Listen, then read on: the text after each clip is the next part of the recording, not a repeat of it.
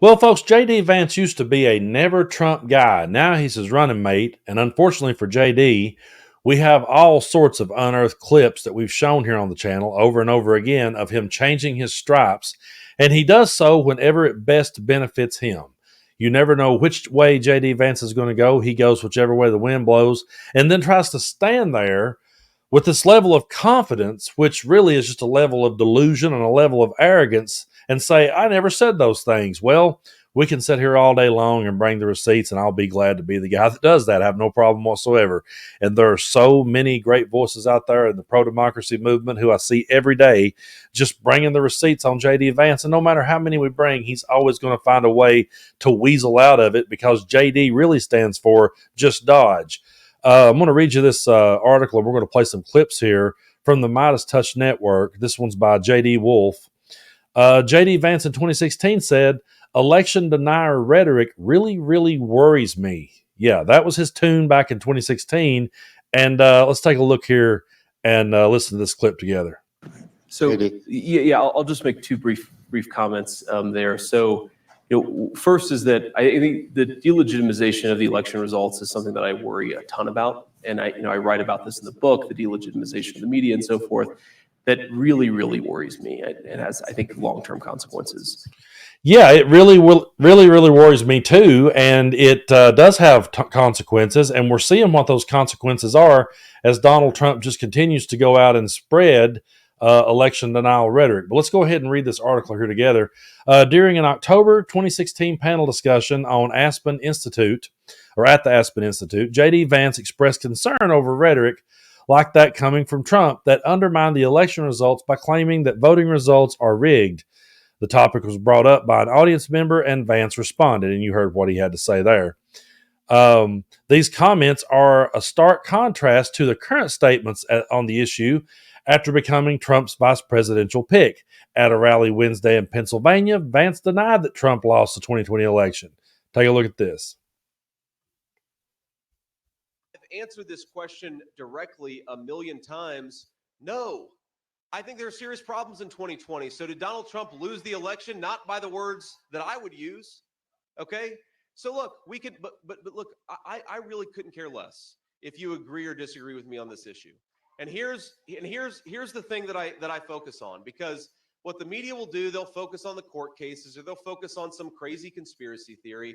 What I know, what verifiably I know happened is that in 2020, large technology companies censored Americans from talking about things like the Hunter Biden laptop story. And that had a major Folks, that's the best that this guy could come up with, really. I mean, that's it. That's the best he can come up with. I'm going to break from the story just for a minute. He's trying to say that because we didn't get to hear the Hunter Biden laptop story, that's how it was rigged against him. And he wants to say that we're the ones pushing the conspiracy. He acts like the court cases were nothing. Oh, that wasn't nothing. Don't worry about the court cases. It's just all conspiracies from us. Once again, they're projecting who they really are onto us. And if you can't see this guy for just the con man that he is too, I mean, con men recognize one another. They say, hey, look, I see this guy's script working. I want in on that. That's what he's doing at the moment. Trust me, when the time comes, he will jump ship again. But he's trying to dodge and say, oh, I'm worried about the future now. Dude, we're talking about something extremely serious here, and it is your side that has got so much distrust now sown in democracy that we've never been this close to losing it before, and it's all thanks to Donald Trump and this kind of rhetoric. But let's go back here to this story. Learning as I go here, folks. So during the interview with the New York Times this month, JD Vance repeatedly refused to admit that Donald Trump lost the 2020 election to Joe Biden. Vance also stated that he would not have certified the 2020 Electoral College votes, as Mike Pence did on January 6th, if he had been Trump's vice president at the time. Vance indicated he would have asked for the states to send alternative slates of electors and then had a debate. Now watch him right here. Here we go again. This is what he has to say about it in this moment. Let me bring this up for you. Certify it? Sure.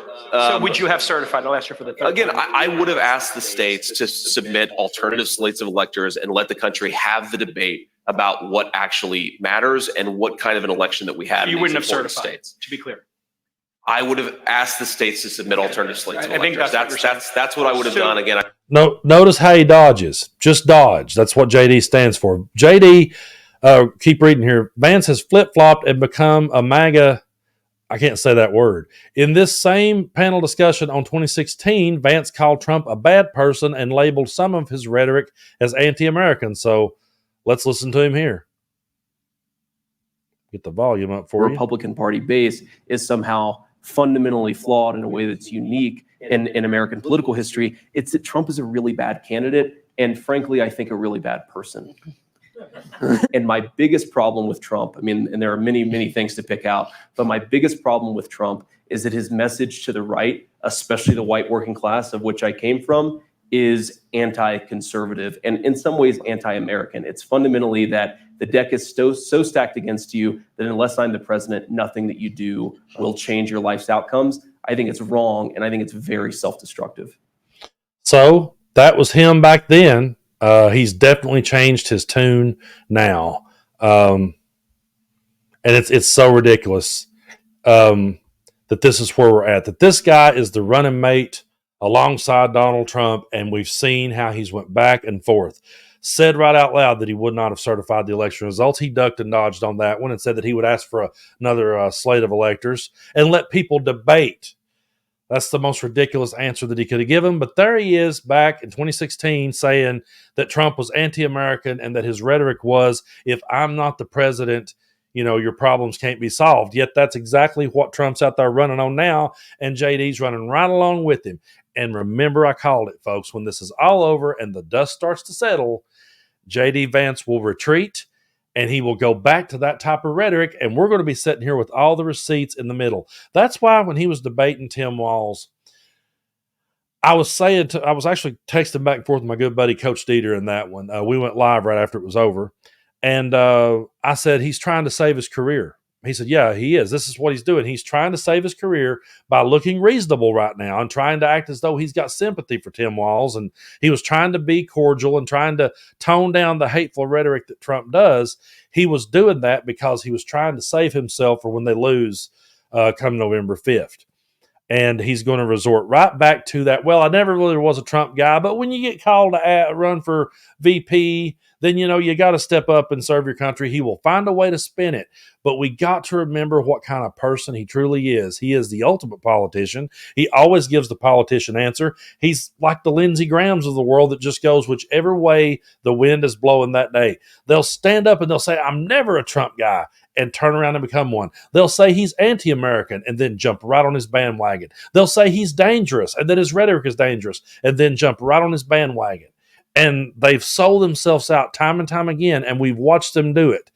That's why when this is all over, folks, the one thing that I will keep repeating here on the channel is do not get complacent once Kamala wins. Don't go, okay, breathe this. Well, actually, go ahead, breathe that sigh of relief that we all need so desperately.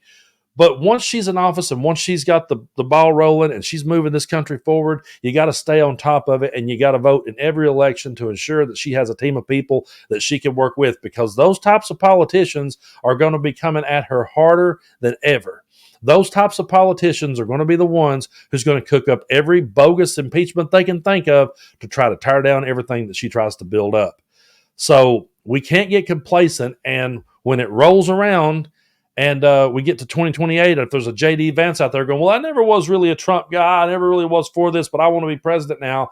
I'm going to be sitting right here in this chair bringing the receipts and reminding everybody that this is a guy who said he wouldn't certify the election results. This is a guy who thought the 2020 election was stolen. He's never to be trusted, and there's some receipts why. But JD is laying more receipts for us every day. He's just out there running his mouth, and every time he opens it, he gives us a receipt to save for later. So that's why I'm bookmarking all these clips. I'm saving them. I'm going to have them in my bag, and when he tries to change with whichever direction the wind's blowing, then I'm going to be there to go, nope, that's not what you said. How anyone can look at that guy and take him serious is beyond me. It's clearly not anyone that's ever paid attention, or it's not anyone that craves consistency. It's not anyone who actually wants to see someone actually stand for something MAGA just loves someone that will be loud and obnoxious right along with them. And right now, JD Vance is trying that on for size.